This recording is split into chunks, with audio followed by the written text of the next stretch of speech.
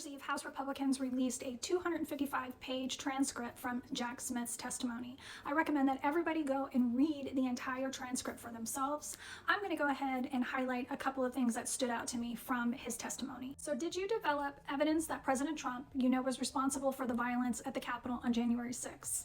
So, our view of the evidence was that he caused it and that he exploited it and that it was foreseeable to him. He used that level of distrust to get people to believe fraud claims that weren't true. He made false statements to state legislatures, to his supporters in all sorts of contexts, and was aware in the days leading up to January 6th that his supporters were angry when he invited them and then he directed them to the Capitol. What did Donald Trump want Vice President Pence to do to overturn the election results? Answer. Well, ultimately, he wanted him to just hand him the election to say he won.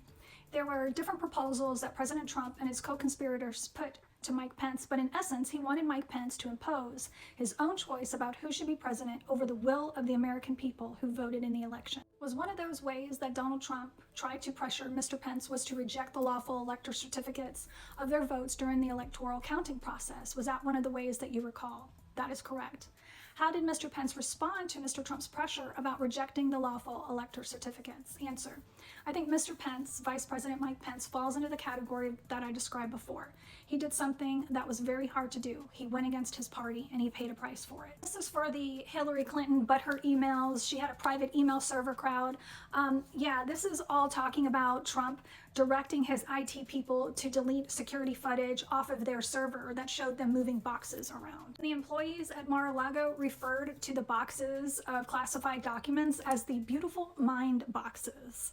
Mar-a-Lago was not a SCIF. Mar-a-Lago may have had the protection of the Secret Service, but they were limited to Trump and his family. It didn't extend to documents or other things. And this even goes on to state that the Secret Service had no clue that these boxes were at Mar-a-Lago. So they were not trying to guard something that they didn't know they needed to protect. And they were not going to establish a SCIF at Mar-a-Lago because, contrary to what Donald Trump and all of his followers want everybody to believe, once he is not a president anymore, he was just a normal person.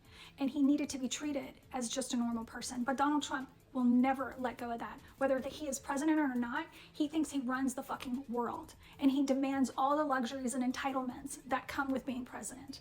But no, a SCIF was not set up at Mar-a-Lago. It was not an appropriate place. It was a social club to hold classified documents. So they didn't set up a SCIF there. They weren't going to set up a SCIF there. Nobody had any business having those documents there. I think everybody should go ahead and read all of this. It even goes on to state that they did not even finish charging everybody. Like, they were still investigating people as